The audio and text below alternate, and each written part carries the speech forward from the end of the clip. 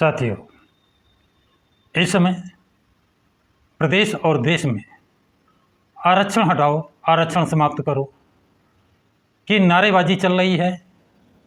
कुछ लोग इस बात को तूल दे रहे हैं और समाज को दो भागों में बांटना चाहते हैं। आरक्षण पूरा किया नहीं और आरक्षण हटाओ। अभी हाल ही में एक आंकड़े निकाले गए थे।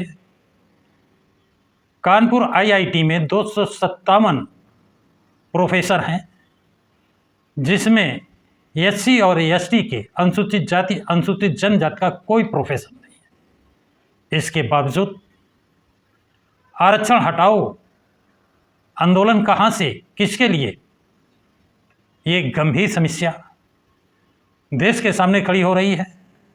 और अभी हाल ही में उत्तराखंड का एक प्रकरण है। कांग्रेस जो राष्ट्रीय पार्टी है और देश की दूसरे नंबर की पार्टी है, उसके राष्ट्रीय अध्यक्ष श्री मल्लिकार्जुन खड़गे एक प्रोग्राम में शरीक हुए थे।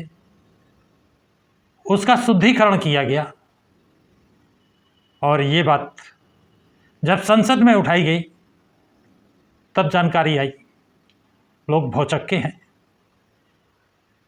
कि एक राष्ट्रीय पार्टी का राष्ट्रीय अध्यक्ष के जाने से जो अनुसूचित जाति का है उस स्थल का शुद्धिकरण किया जाए।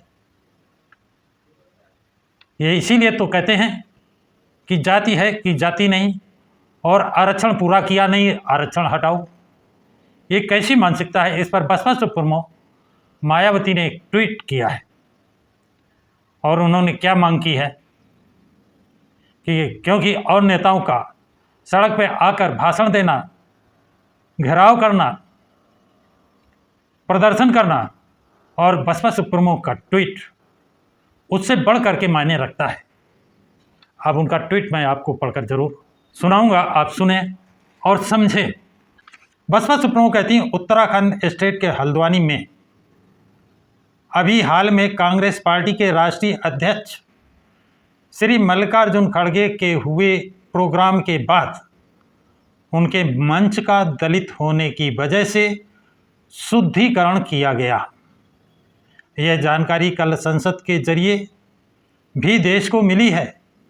यह मामला अति निंदनीय व चिंतनीय है, अति निंदनीय व चिंतनीय है तथा वहाँ की सरकार बिना कोई देरी किए हुए ऐसे जातिवादी और सामंती तत्वों के विरुद्ध सख्त कानूनों के तहत उचित कार्रवाई करके उन्हें जेल भेजे।